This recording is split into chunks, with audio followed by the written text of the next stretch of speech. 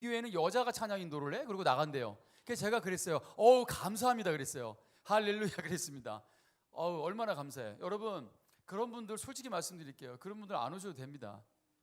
여자가 찬양하면 뭐 부정 타나요? 교회를 20년 30년 다니면 뭐합니까? 아직도 그런 마음 가지고. 여러분, 이게 문제라는 거예요. 그래, 어떤 분들은 또 평강교회 들어와가지고 또 감사합니다 그러고 다닌대요. 왜 감사하냐고 물어봤더니 헌금통을 안 돌려서 감사하대요.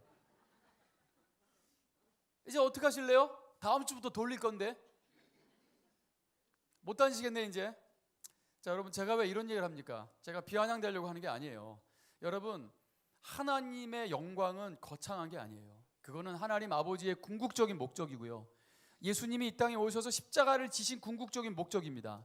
그리고 우리에게 영생을 주시고 우리를 구원하신 궁극적인 목적, 그것도 하나님의 영광입니다. 여자가 찬양 인도하는 거요? 헌금통을 돌리던 안 돌리던.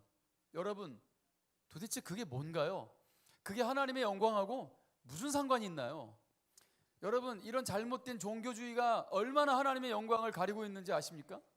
지금 잘못 가고 있는 거예요. 여러분, 정말 우리의 삶에는요 혁명이 필요합니다. 왜 예수님이 성전에 들어오셔서 뒤집어 엎으셨겠어요?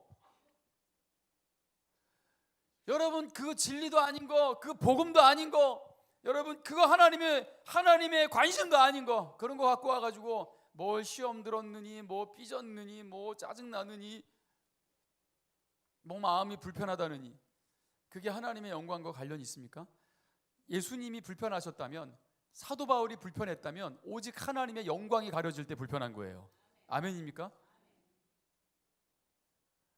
본질이 아닌 거에서 벗어나셔야 됩니다. 이제는 새 부대가 필요합니다. 새 부대가 아니면 다시 말씀드리지만 찢어집니다. 못 담습니다. 이제 새롭게 부어질 이 새 포도주는 분명히 새 부대에만 담아질 수 있습니다. 여러분, 새 부대가 되셔야 합니다. 오늘 요한복음 17장 1절, 요한복음 17장은 대제사장이신 예수님의 기도입니다. 단언컨대 이 기도는 온 우주에서 가장 위대한 기도라고 생각합니다. 반드시 응답될 것이고요. 응답되고 있고요. 이미 응답됐고요. 예수님의 기도입니다.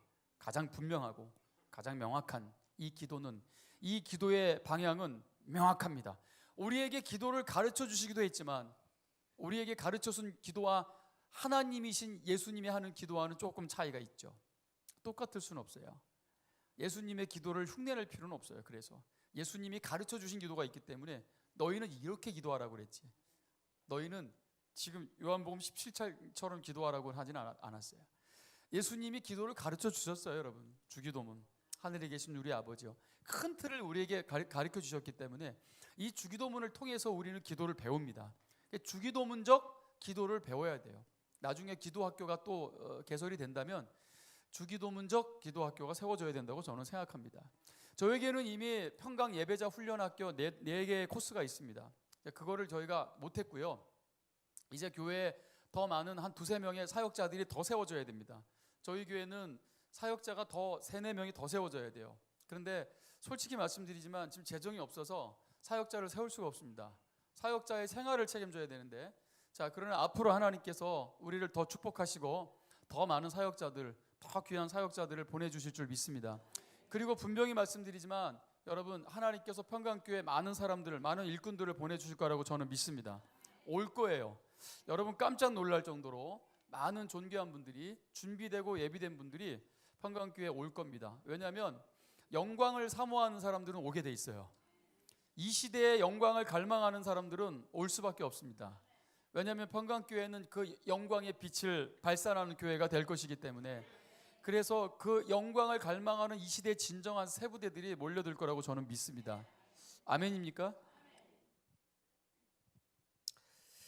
자, 이 예수님의 기도는 이 주기도문, 우리에게 가르쳐준 기도와 조금 성격이 다르지만 그러나 본질적으로 같습니다. 왜냐하면 예수님이 우리에게 가르쳐주신 기도도 결말이 어떻게 끝나나요?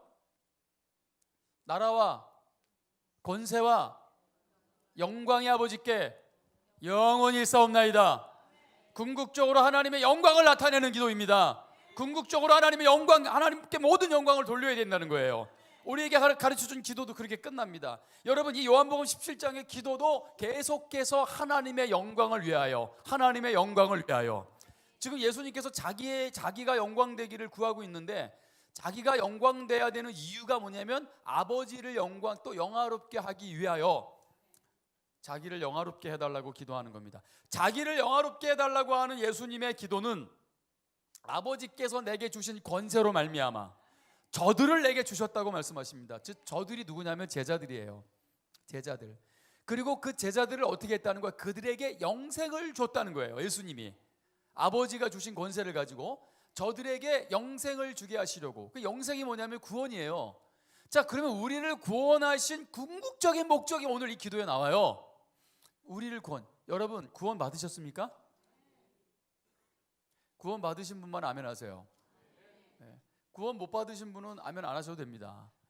자, 여러분 구원 받으신 분들이 아멘 하셔서 그럼 내가 왜 구원 받았는지가 오늘 이 기도에 나온단 말이죠. 이게 궁극적인 목적이란 말이에요. 나를 구원하신. 오늘 그 얘기를 좀 여러분들에게 하려고 하는 겁니다. 영광스러운 교회로 세우셔서 네 번째입니다. 네 번째. 주보에 세 번째로 나왔죠. 홈페이지에도 이게 몇 번째 잘 안 나와요. 그래서 홈페이지에 올리는 분들도 이게 정확하게 영광스러운 교회로 세우소서가 몇 번째인지 원 제목과 그 다음 부 제목을 다 올려놓으셔야 됩니다. 이제 헷갈려요. 정확하게 써주세요. 여러분 부제는 궁극적인 목적입니다. 영광스러운 교회로 세울 때 이것이 궁극적인 목적이라는 걸 알아야 돼요. 여러분 인생의 궁극적인 목적을 알고 사십니까?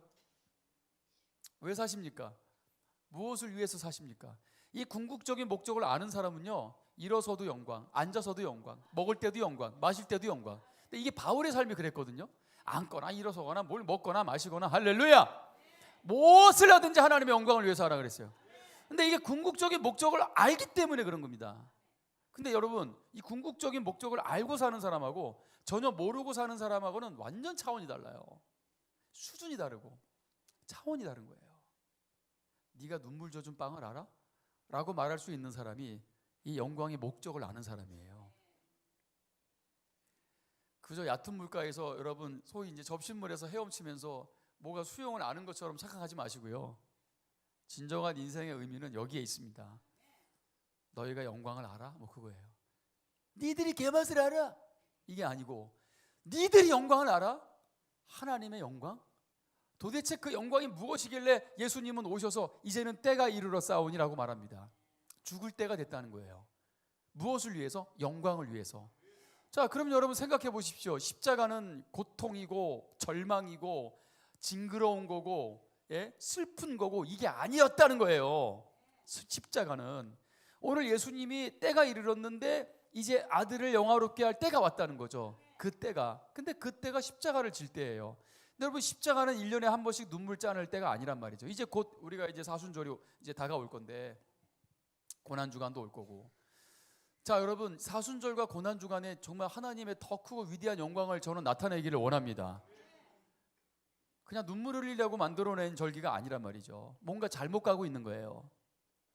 그래서 예수님도 나를 위해 울지 말라고 말씀하신 겁니다. 왜냐하면 그 길은 영광의 길이기 때문에요.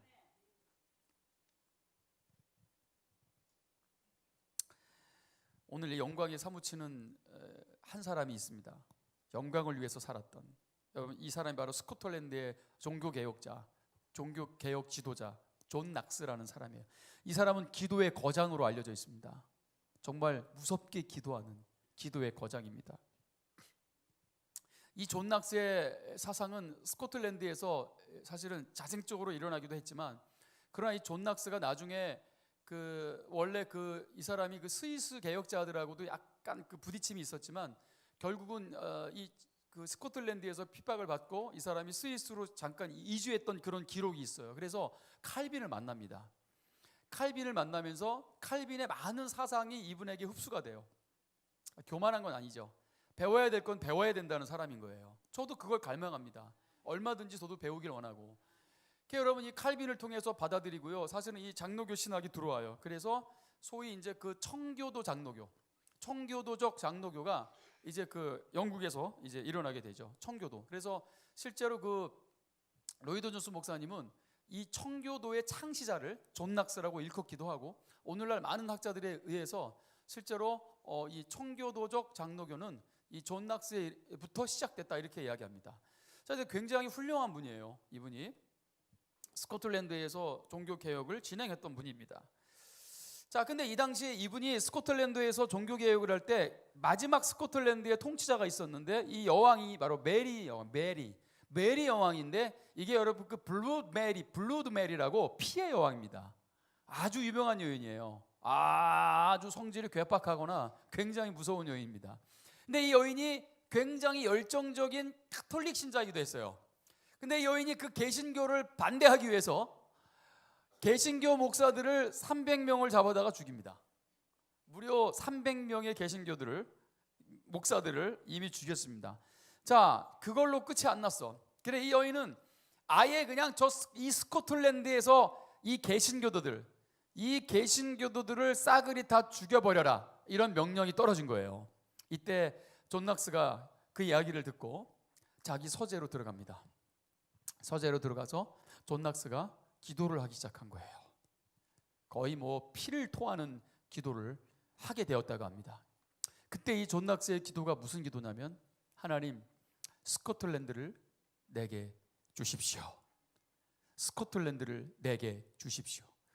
자기한테 무슨 어떤 권력을 달라는 게 아니에요. 자기가 원하는 것, 여러분, 하나님의 영광이죠. 이 스코틀랜드의 진리를, 복음을, 그래서 하나님께 영광이 되는 스코틀랜드가 되기를 원합니다. 이런 의미를 담은 기도, 하나님, 스코틀랜드를 내게 주십시오. 그렇지 아니하시려거든 나에게 죽음을 주십시오. 스코틀랜드를 주시든지 아니면 죽음을 주시든지. 이게 기도의 거장이었던 존 낙스의 기도였습니다. 목숨을 걸고 밤낮을 부르짖은 존 낙스의 기도를 통해서 결국 1560년, 여러분 16세기죠. 1560년에 이 스코틀랜드의 종교 개혁은 승리를 거두게 됩니다. 그로 말미암아 영국은 카톨릭의 나라가 되지 않고 영국은 개신교의 나라가 된 거예요. 할렐루야. 우리가 보통 영국 국교회를 성공회라고 하는데, 성공회는 외형적으로 봤을 때는 누가 봐도 카톨릭이에요. 신부도 있고 또 수녀들도 있고, 또 사제가 또 사제 옷을 입고, 정말 카톨릭처럼 또 미사라고 하죠, 미사. 그런데 여러분, 아주 특이하게도 영국 성공회의 모든 신학은 개혁주의입니다. 그래서 이게 개신교예요. 카톨릭이 아니고 절대적 개신교입니다. 그래서 여러분 오해하지 마시고, 성공회에 대해서 잠깐 여러분 토막 상식을 제가 전해드렸습니다.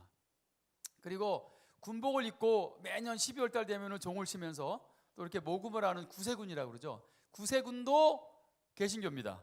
구세군도 개혁주의, 우리와 똑같은 개신교 기독교입니다. 자, 아무튼 여러분, 종교 개혁을 승리를 거두게 되고요. 그래서 영국은 이제 카톨릭의 나라가 아니고 무슬림의 나라도 아닌 이제 기독교의 나라가 된 것입니다. 자, 그 후에 피의 여왕이었던 메리가 쫓겨나게 되죠. 쫓겨나게 되고, 그다음 이 피의 여왕이었던 메리가 이렇게 얘기했다고 합니다. 존 낙스 한 사람의 기도가 100만 군대보다 더 무섭다, 이렇게 고백합니다. 여러분, 이게 기도하는 사람의 권능입니다. 한 민족보다도 더 훌륭한 사람은 기도하는 사람이에요. 아멘. 저는 평강교회가 하나님의 영광을 위해서 이 교회가 영광스러운 교회가 되기를 원합니다. 이렇게 기도하는 존 낙스와 같은 기도의 사람들이 다시 일어나게 되기를 주님의 이름으로 축원합니다. 입을 싸들고 오셔서 밤낮 여러분, 이 교회가 이제 우리 다음 세대에게 여러분 또 물려진 이 교회가 정말 영광스러운 교회, 하나님의 기쁨이 되는 교회가 되게 해달라고 여러분 그렇게 기도해 주시기 바랍니다. 세계적으로 쓰임받는 목사님 되게 해달라고 이렇게 기도하지 마세요. 제가 부탁드리는 거예요. 네, 전 그런 마음이 없습니다. 그저 하나님의 영광을 위해서 쓰임받길 원하고 이 교회가 그런 교회가 되기를 원합니다. 그렇게 기도해 주세요, 여러분. 그렇게. 자, 그리고 나서 메리는 실제로 역사 속에서도 중병에 걸리게 되고 갑작스러운 죽음을 맞이하게 되었다고 합니다. 기도의 사람을 대적했던 오늘 이 여인의 결국은 이 화려함은 이렇게 비참하게 마감을 짓고 말았던 것입니다. 예수님이 기도하십니다. 저는 아까도 말씀드렸지만 분명히 이 기도는 응답될 거라고 믿습니다. 자, 예수님께서 어떤 때를 지칭하고 계십니다. 1절에 아버지여 때가 이르렀사오니. 자, 제가 이 때가 언제라고 말씀드렸죠? 십자가를 지시는 때가 왔다는 겁니다. 십자가를 지시는 때가 왔는데 그때 예수님이 아들을 영화롭게 하사 아들로 아버지를 영화롭게 하게 하옵소서. 즉 예수님이 십자가를 지시고 죽는데 아들이 영화롭게 되고 또 그로 말미암아 아버지도 영화롭게 된다는 거예요. 왜? 십자가는 우리의 구원입니다. 바로 이거예요. 즉 아들이 영화롭게 되고 아버지가 영화롭게 되는 것은 우리에게 영생이 주어질 때 그렇다는 거예요.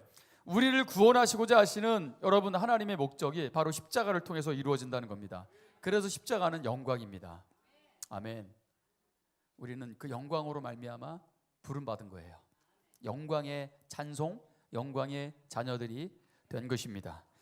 자, 근데 여러분 원래 예수님께서 그때에 대해서 그때에 맞춰서 움직이셨어요. 요한복음 2장 4절에도 예수께서 이르시되 여자여 나와 무슨 상관이 있나이까 내 때가 아직 이르지 아니하였다. 여러분 이게 굉장히 중요합니다. 내 때가 이르지 아니하였다. 여기 중요한 포인트가 있는 거예요.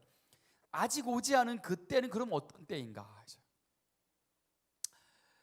자, 그래서 그때가 오기 전까지는 요한복음 7장 30절에도 그들이 예수를 잡고자 하니 손을 대는 자가 없으니 이는 그의 때가 아직 이르지 아니하였다. 때로는 예수님이 군중들에 의해서 뒤로 물러가시다가 절벽 낭떠러지까지 물러가십니다.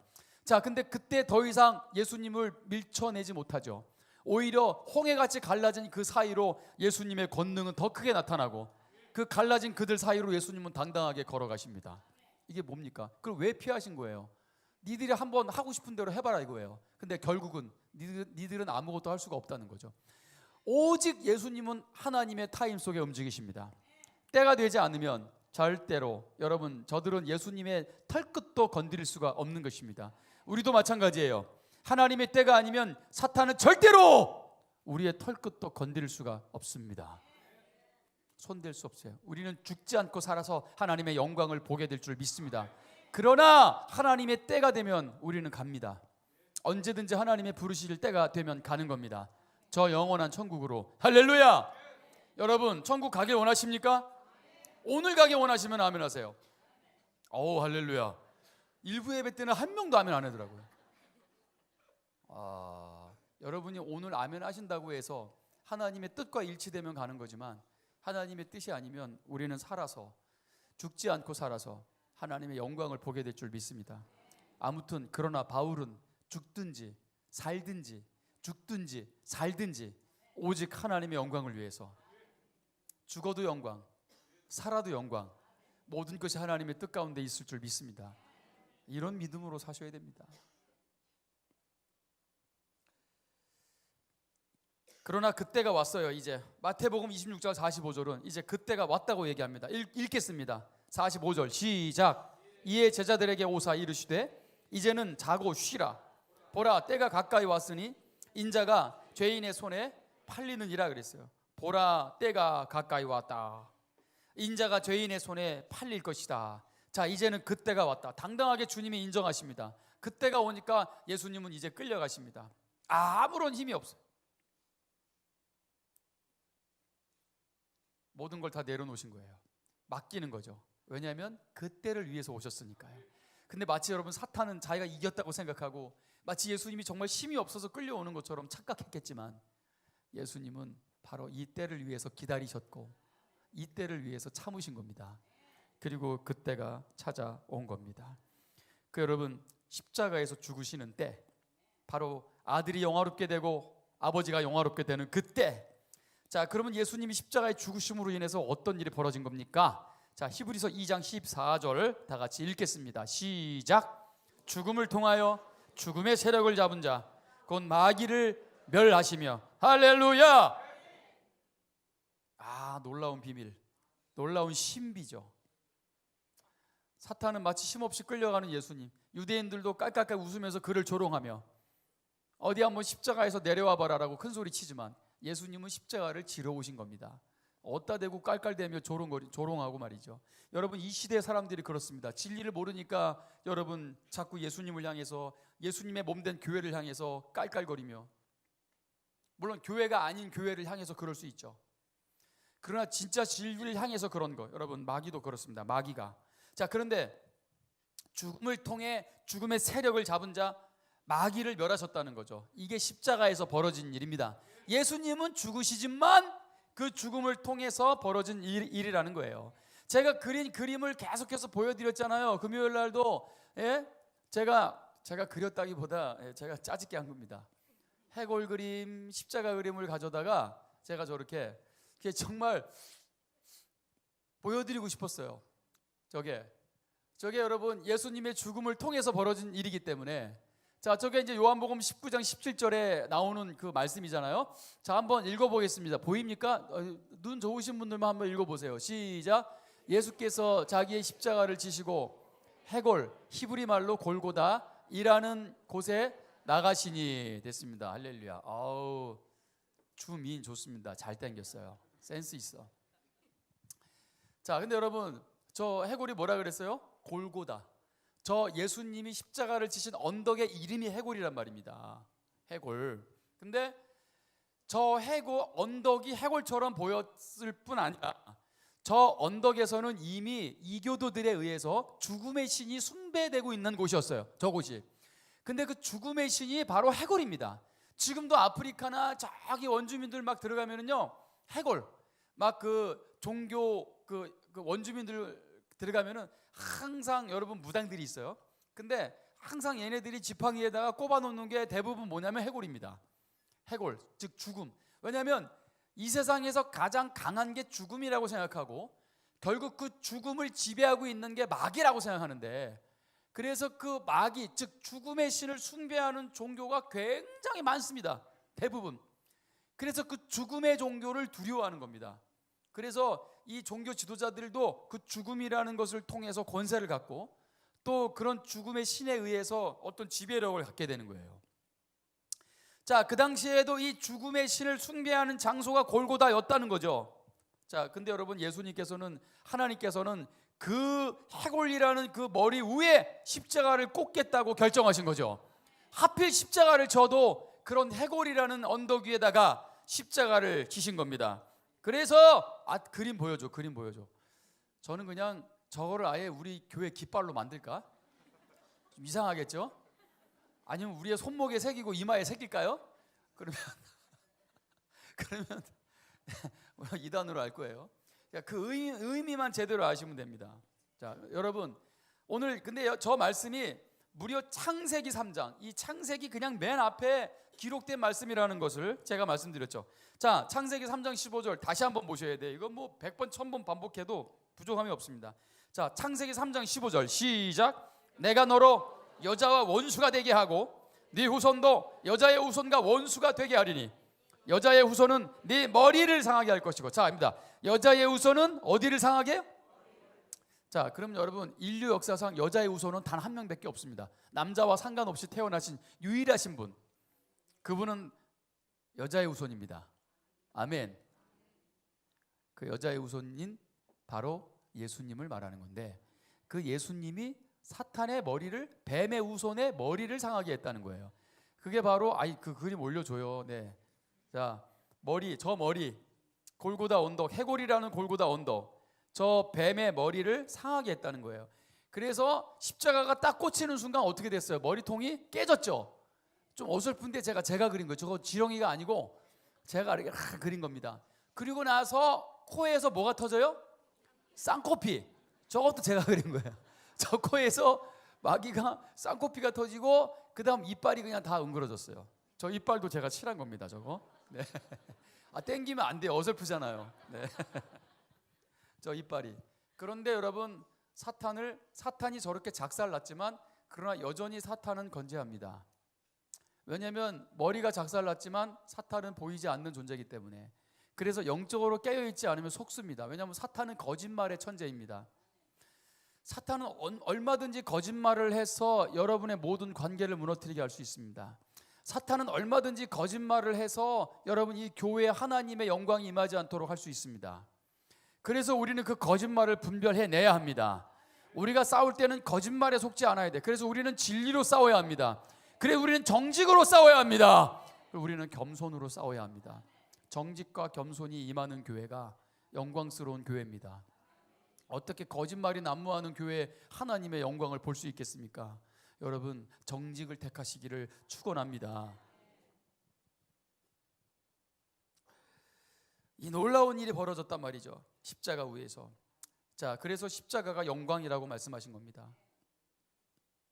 어떤 일이 벌어졌냐면 사망에 짓눌렸던 자들에게 더 이상 사망 권세에 눌려 살지 않는다는 겁니다. 그래서 죽든지 살든지 이런 고백을 하는 새로운 인류가 탄생한 거예요. 죽으나 사나, 할렐루야. 죽으나 사나, 오늘 죽으나 내일 죽으나 나는 하나님의 영광을 위해서 살리라. 아멘입니까? 골로새서 1장 13절을 읽겠습니다. 시작. 그가 우리를 흑암의 권세에서 건져내사 그의 사랑의 아들의 나라로 옮겼다 그랬습니다. 이게 우리에게 벌어진 일이에요. 더 이상 우리는 흑암의 권세, 즉 죽음의 권세에 눌려 살지 않습니다. 사랑의 아들의 나라로 옮겼다는 게 뭐냐면 영생을 소유한, 아멘. 우리는 죽어도 살고요, 살아도 영원히 죽지 않습니다. 이 부활의 능력으로 사는 자들입니다. 아멘. 그리고 하나님의 나라가 먼 미래에 있는 것이기도 하지만 그러나 현재 교회를 통해서 여러분 천국이 우리 가운데 임하였는 줄 믿습니다. 아름답게 갖고 가는 거죠. 우리에게 주어진 이 땅의 천국. 여러분, 이 교회가, 여러분 우리들의 아름다운 관계가 하나님의 영광의 향기를 뿜어내는 천국이 되기를 축원합니다. 그래서 아들에게 권세를 주셨다는 겁니다. 모든 사람에게 이런 영생, 즉 이런 영광을 나누어 주시기 위해서요. 그게 24절에, 요한복음 17장 24절에 예수님의 기도에 정확하게 나와 있습니다. 시작. 아버지여, 내게 주신 자도 나 있는 곳에 나와 함께 있어 아버지께서 창세전부터 나를 사랑하심으로 내게 주신 나의 영광을 그들로 보게 하시기를 원하옵나이다. 그 영광을 우리에게도 나누어 주시겠다는 거예요. 아멘. 예수 그리스도의 영광, 하나님 아버지의 영광을 우리에게도 나누어 주시겠다는 거예요. 무엇을 통해서? 영생, 구원, 그리고 그 영광은 기쁨으로 표출됩니다. 요즘은 내가 구원받았다고 아무리 우겨도 그 영광의 기쁨은, 그 구원의 감격은 감추어질 수가 없는 겁니다. 그래서 절망적인 그리스도인은 안 맞아, 논리적으로. 그래서 성경은 그렇게 기뻐하라고 항상 얘기하는 거예요. 기뻐하고 기뻐하고 기뻐하라. 할렐루야. 내가 다시 말하노니 내가 존말로 할 때 기뻐하라, 뭐 그런 거예요. 예? 기뻐하라고요, 계속해서. 그리고 여러분, 성령의 9가지 열매 중에 두 번째 열매가 기쁨입니다. 첫 번째는 여러분 정말 하나님 그분의 본질이 사랑이니까, 아멘. 하나님이 사랑이십니다. 아멘. 그리고 사랑으로 우리를 구원하셨어요. 그리고 당연히 우리도 하나님의 사랑을 담는 게 당연한 거 아니겠어요? 첫 번째 열매가 사랑인데 두 번째 열매가 기쁨이에요. 왜냐하면 우리에게 주신 여러분 영생의 영광은 기쁨으로 표출되는 것이기 때문입니다. 그럼 여러분, 기쁨이 없어, 내가 기쁨을 잃어버렸어, 여러분 의심해 봐야 돼요. 이때 의심하는 거예요. 그러니까 내가 구원받았다고 우기지 마시고요, 하나님의 영광은 우리 안에 스며들어왔기 때문에 이 스며들어온 영광의 기쁨은 감출 수가 없어. 마치 이런 거예요. 지난주에 로또 복권 1등 맞고 오늘 교회 오신 거야. 로또 복권 1등 맞았어. 얼마냐면 500억. 500억. 근데 많은 사람들이 얼굴을 볼 때마다 뭐라 그러겠어요? 뭐 좋은 일이 있어? 왜 평상시에 그런 사람이 아니었거든. 평상시에 그런 사람이 아닌데 갑자기 일주일 만에 봤는데 얼굴이 너무 밝아진 거야. 근데 자기는 자기 딴에는 나름대로 감추고 싶어. 왜냐면 이거 소문나면 안 되니까. 예? 로또 복권 500억 맞은 거를 감춰야 되는데 이게 감춰져요, 안 감춰져요? 아이, 감춰져요, 안 감춰져요? 500억 안 맞아봐서 모르시는데 여러분, 못 감춰요. 입이요 자꾸 이렇게 올라와. 이렇게 감추려고 했는데도 순간 갑자기 순간 생각만 해도 통장에 500억 생각만 해도 아씨 이거 감춰야 되는데 아씨. 여러분, 영광은 그런 겁니다. 그러니 구원받았다고 우기지 마시고 감출 수 없는 기쁨으로 하나님의 영광을 표출하시기를 주님의 이름으로 축원합니다. 이게 영광이에요. 여러분, 하나님이 우리의 영생을 주셨다는 게 그거예요. 6조에서 7조에 여러분 10,000달란트의 빚을 탕감해 주셨다. 어마어마한. 그러니 여러분 어떻게 감춰요? 내 안에 있는 영생을 어떻게 감춰요? 때로는 슬플 날이 있고 또 때로는 아플 때도 있고 때로는 우울할 때도 있습니다. 그런데 여러분 영생의 능력이란 여러분 절대로 그런 것들이 우리의 영생을 덮어버릴 수가 없어요. 하나님의 은혜는 언제나 더 크기 때문입니다. 영생의 크기는 이루 말할 수 없어요. 여러분 천국의 능력은 그런 거예요. 아무리 틀이 막아도 아무리 틀어 막아도 그런 거 아세요? 다 틀어 막았는데 아침에 일어나 보니까 샘물이 또 올라와. 볼록 볼록 볼록 볼록 틀어 막았어. 에이씨. 근데 그 다음날 아침에 일어나니까 또 볼록 볼록 볼록 올라와. 여러분 이게 영생의 기쁨이에요. 못 감춰, 못 막아, 끊을 수 없는 사랑. 절대로 천사도 권세도 하늘의 어떤 권세도 절대로 끊을 수 없는 그 사랑이 바로 영생의 능력입니다. 아멘입니까? 자, 그렇다면 여러분 도대체 영생이 뭐길래? 도대체 영생이 뭐길래? 베드로후서 1장 4절에는 이렇게 얘기했어요. 베드로는 이로써 그 보배롭고 지극히 큰 약속을 우리에게 주사 이 약속으로 말미암아 너희의 정욕을 인하여 세상에 썩어질 것을 피하여. 이게 흑암의 권세에서 우리를 옮겼다라는 거 맥락이 똑같죠. 자, 그래서 베드로는 이거를 신의 성품에 참여하는 자가 되게 했다 이렇게 말합니다. 신의 성품에, 디바인 sonship이라 그래요. 하나님의 성품을 갖게 된 하나님의 자녀들입니다. 할렐루야. 신의 성품에 참여했다. 우리가 그럴 만한 존재입니까? 그런데 우리가 신의 성품에 참여하게 된 것은 하나님의 영광을 우리가 흡수하게 됐다는 거예요. 하나님의 영광에 참여했다. 신의 성품. 그러니 여러분 예수님은 십자가를 지고 가시면서도 그 기쁨이 얼마나 큰지 그 기쁨을 나누어 주시겠다고 말씀하세요. 그 십자가를 지고 가는 현장 속에서도 그래서 그 한 사람의 영혼을 건져내십니다. 그 십자가 위에서 그 강도를 구원하시는 거예요. 이게 여러분 하늘에서 기쁨이고 이게 예수님의 가장 큰 기쁨인 것입니다. 여러분 그렇다면 여러분들의 권리의 신발을 벗고 하나님의 영광의 거룩한 땅에 서시기를 주님의 이름으로 축원합니다. 자기 권리만 주장하지 마시고 자기를 부인하여서 신의 성품에 참여하시고 거룩한 영광의 땅에 서셔야 합니다. 바울복음이라는 책에 존 메가도 목사님은 영광에 대해서 이렇게 정의를 하셨습니다. 여러분 잘 들어보십시오. 여기서 조심은 큰일 납니다. 옥스포드 영어 사전에 영광이 이렇게 표현되어 있습니다. 찬란한 위엄과 아름다움 또는 장엄함으로 정의했습니다. 자, 그러나 하나님의 영광은 그런 차원을 훨씬 뛰어넘는다. 하나님의 영광에는 그분의 거룩하심, 절대적 완전하심, 접근할 수 없는 눈부신 광채가 포함된다. 하나님의 영광은 아름다움과 장엄함과 위엄의 본질이다. 거기에는 하나님의 정의와 능력과 진노도 포함된다. 그분의 영광은 사로잡는 힘과 두려움을 야기하는 힘을 동시에 지닌다. 사로잡힌다는 거죠. 영광의 특징. 그 영광을 한번 맛보면 그냥 사로잡습니다. 그리고 두려움을 야기한다. 경외함으로 경외함으로 서게 된다는 거예요. 경외함으로. 그것은 너무나도 웅장한 현실이기 때문에 일단 한 번만이라도 볼 수 있는 기회가 주어진다면, 그리고 그것을 보았을 때 죽을 만큼 강력하지 않다면, 이게 뭐예요? 그걸 보고 그 자리에서 죽지 않는다면, 이런 얘기예요. 다른 곳으로 눈을 돌리고 싶은 마음이 절대 들지 않을 것이다. 즉 다른 목적을 가질 수가 없다는 거예요. 즉 그분의 영광을 한번 맛보면 모든 목적이 다 사로잡혀 하나로 집약되는데, 그게 오직 하나님의 영광을 위하여, 이렇게 바뀐다는 거예요. 제가 기도하다가요,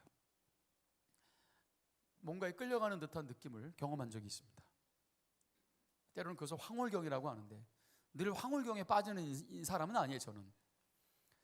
그런데 기도하다가 그런 놀라운 어떤 그런 것들을 경험할 때, 야, 이거 정말 빼앗기고 싶지 않은 그 영광. 저는 천국에서 잠깐 새어나오는 부스러기를 맛봤다고 생각해요.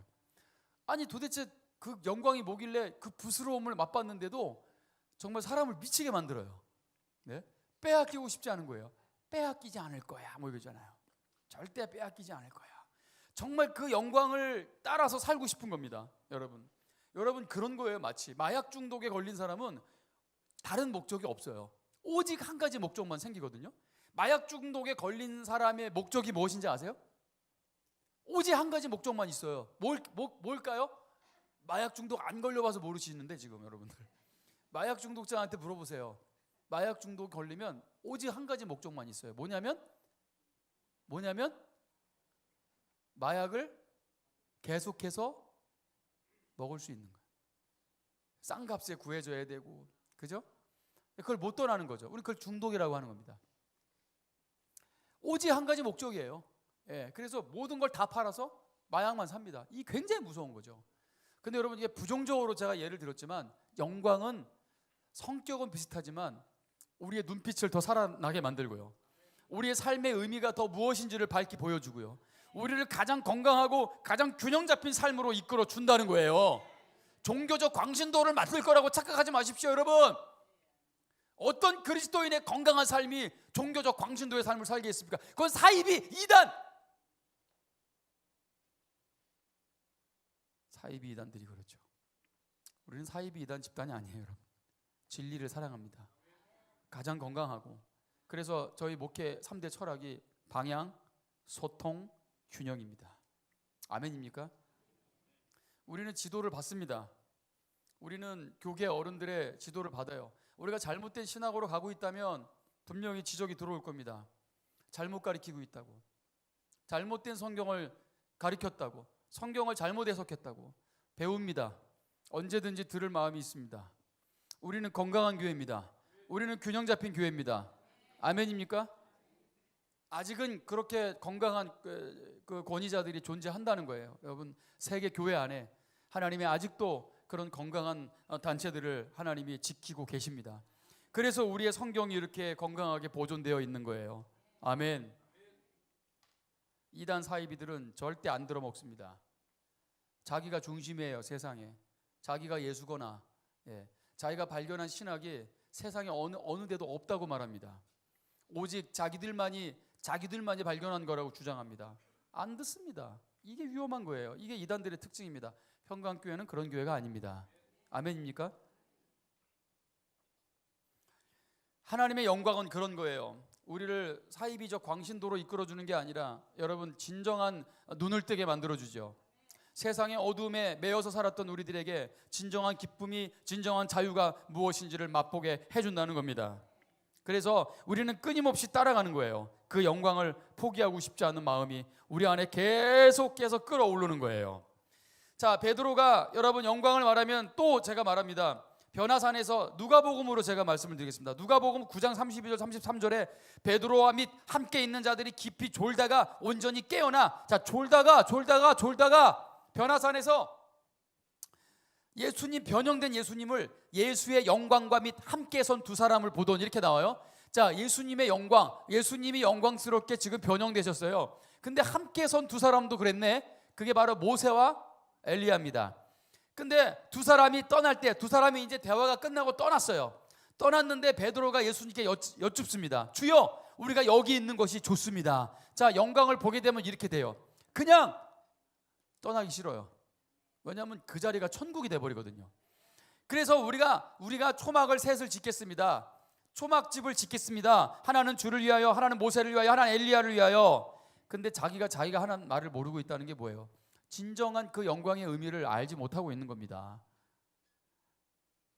아직은 여러분 사명이 있죠. 세상에 나가서 복음을 증거하고 영광을 세상에 나누고, 물이 바다 덮음 같이 하나님의 영광이 세상에 가득하도록 우리는 그 영광을 세상에 채워나가야 될 그런 사명을 받은 사람들인 겁니다. 아멘. 그저 산속에서 천막 짓고 사는 게 우리의 부르심이 아니라는 거예요. 교회 건물 안에서만 그리스도인인 척하지 말라는 거예요.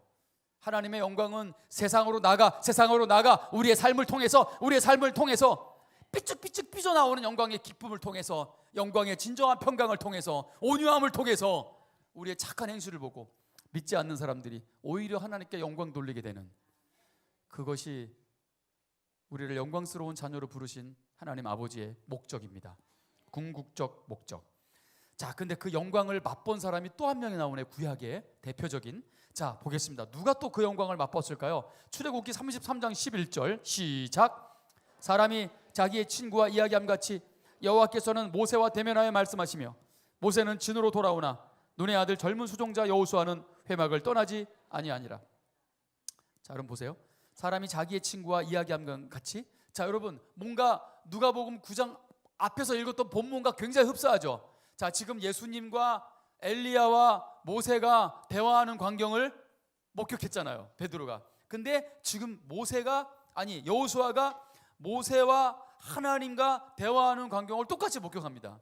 그리고 나서 모세와 엘리야는 이제 다시 떠나가죠.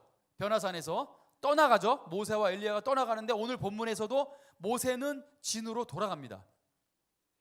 모세는 진으로 돌아가요. 그리고 눈의 아들 젊은 수종자 여호수아는 어떻게 했다? 회막을 떠나지 아니하였다. 베드로도 여기다가 집 짓자고 얘기한 의도가 바로 그겁니다. 이 영광을 한번 맛보면은요 못 떠납니다. 못 떠나. 그래서 오베데돔 가정도 그 영광을 따라간 거예요. 떠날 수가 없어요. 이 심장 터지게 하는 거거든요. 그런데 여러분, 이거를 맛보지 않고 신앙생활하는 게 어렵습니다. 이거를 맛보셔야 돼요. 우리를 구원하신 목적. 근데 오늘 설교를 통해서 여러분들은 지금 맛보고 계신 겁니다. 이게 영광이라는 거예요. 아멘입니까? 눈을 뜨시기를 축원합니다. 특히 여러분, 이 찬양과 경배 가운데 하나님은 정말 그 영광을 맛보게 하세요. 그래서 여러분, 우리 예배자들이 굉장히 중요합니다. 너무 중요해요. 그 예배 속에서 영광이 맛보아지거든요. 또 설교도 마찬가지지만 경배와 찬양 가운데 하나님을 경배하는 가운데 할렐루야. 그래서 여러분, 때로는 좋은 악기와 또 좋은 장비들을 가지고 정말 그 영광을 표현하고자 하는 겁니다. 목적이 다른 데 있는 게 아니에요. 우리는 음악을 이렇게 잘해, 이게 무슨 목적이겠어요? 그게 아니에요. 예배는 철저히 하나님의 영광을 위해서 드려져야 하는 것입니다. 그런데 예배 중간에 들어오시거나 찬양이 다 끝나고 들어와서 마치 설교만 잘 들으면 예배 잘 드린 것 같은 착각입니다. 설교는 하나님이 우리에게 주시는 선물이지만 경배와 찬양은 우리가 하나님께 드리는 거예요. 아멘입니까? 왜 자꾸 받으려고만 하십니까? 하나님께 경배와 찬양을 드려야죠. 영광스러운 교회로 가기 위해서는요, 먼저 여러분 그런 태도부터 달라져야 돼요. 우리 예배는 입장권이 얼마인지 아세요? 이 예배가 여러분, 우리나라에서 가장 비싼 뮤지컬이 얼마인지 아세요? 세계에서 가장 비싼 뮤지컬은요 몇백만 원입니다. 한 200만 원, 300만 원. 예? A석에 앉으려면. 근데 우리 교회 특징을 보세요. A석은 다 비워져 있고요, 다 B, C석에 앉으십니다. A석은 비워져 있어요. 참 특이하죠. 그래서 싼 데만 앉으시고요. 네. 그 다음에 예배가 끝나면은 우르르르 들어오기 시작하십니다. 이건 영광스러운 교회랑은 전혀 어울리지 않습니다. 영광스러운 성도하고도 전혀 어울리지 않습니다. 다음 주에 한 번 더 보겠습니다. 여러분, 달라지셔야 됩니다. 어떻게 이런 게 안 달라지고 영광스러운 교회를 말할 수 있겠습니까? 여러분, 지금 이 의자를 뒤로 좀 밀 겁니다.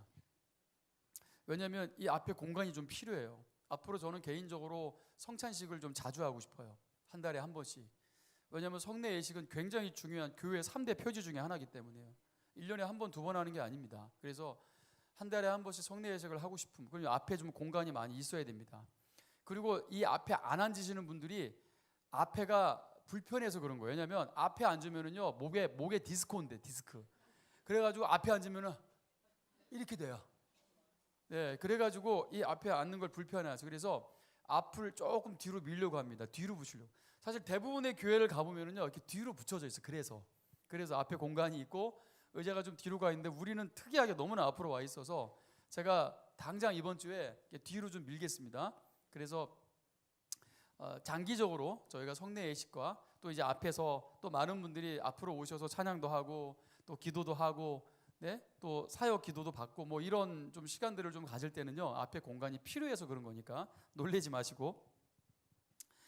자, 그래서 여러분, 앞자리에 자꾸 앉는 거, 이것도 중요합니다. 예배의 시간을 지키는 거. 어쩌면 여러분 이거 작은 거 여기부터 시작하셔야 된다고 저는 생각해요. 자꾸 영광스러운 교회 이러니까 저건 나한테는 너무, 나는 영광이 뭔지도 모르는데 하지 마시고, 그러면 아는 것부터 하세요. 예배 시간 지키고 앞자리에 앉고 할렐루야. 늦게 오면은 앞자리 뺏깁니다. 그런 교회가 되기를 주님의 이름으로 축원합니다. 앞자리 뺏겼네 그러면서 슬퍼하는 여러분 그런 교회가 되어야 될 줄 믿습니다. 우리 옆에 분하고 얘기하겠습니다. 다음 주에는 내가 너보다 앞에 앉을 거야. 시작. 네. 자리 찍어놓고 앉지 마시고 내 자리라고 1년, 2년, 3년도 한 번도 3년 동안 안 바뀌어요, 여러분. 사실 앞에 있는 앉으신 분들은 바뀔 필요가 없어요. 그런데 여러분 분명히 제가 말씀드릴게요. 다음 주부터는 앞자리 다 뺏길 겁니다. 이거 다 뺏깁니다. 여러분 성가대 자리는 내버려 두세요. 성가대 너무 열정이 지나쳐가지고 만약에 다음 주에 누가 성가대에 앉았다 그러면 성가대 시키세요. 아 저분이 성가대를 하길 원하시는구나 이렇게 생각하시면 됩니다. 네. 자 여러분 영광은 그런 거예요. 세상의 그 어떤 것보다 가장 강력한 게 하나님의 영광의 맛입니다. 저는 평강의 성도들이 이 맛을 좀 봤으면 좋겠어요. 이 영광을 맛보는 순간 여러분 마약 중독 저리 가랍니다. 하나님의 나라의 영원한 그 기쁨이 엔돌핀이 우리 안에서 꿀렁꿀렁 흘러나오는 여러분 천국에 우리가 갈 거지만 이미도 천국의 삶을 사는 놀라운 영광스러움이 오늘 여러분의 삶 가운데 넘쳐나게 될 것입니다. 미치는 거죠. 이 영광은 우리를 미치게 하는 겁니다. 네? 스바냐 3장 17절 다 같이 읽고 결론 짓겠습니다. 스바냐 3장 17절 시작. 너희 하나님 여호와가 너희 가운데 계시니 그는 구원을 베푸실 전능자이시라. 그가 너로 말미암아 기쁨을 이기지 못하시며 너로 잠잠히 사랑하시며 너로 말미암아 즐거이 부르며 기뻐하시리라 하리라. 아멘. 우리가 하나님께 영광 돌릴 영광의 찬송으로 부름받았는데 놀랍게도 이 본문은 하나님이 우리를 위해서 찬송하시고 노래하신다고 말씀하고 계십니다. 아버지의 노래, 자녀를 향한. 왜죠? 우리를 영광스러운 존재로 바꿔놓으셨기 때문에 그런 거예요. 마치 그것과 같습니다. 아빠가 처음으로 자식을 처음에 엄마 뱃속에만 있지 잘 모르잖아요. 아들아 빨리 나와라. 근데도 잘 몰라요. 이게 자기 자식이 생기기 전까지는 그냥 남의 자식이고 그냥 이론적인 거죠. 근데 여러분 이 아빠가 엄마가 뱃속에 있는 아기가 탁 내 당장 눈앞에 딱 보여줬을 때 여러분 참 신기하죠. 예? 이렇게 보면은 막 꾸물럭꾸물럭대고 막 여기 막 백태도 묻어 있고 예? 사실은 이렇게 보면은 우리가 생각했던 분유 선전하는 그 아기가 아니야. 예? 그냥 막 해서 무슨 뭐 예?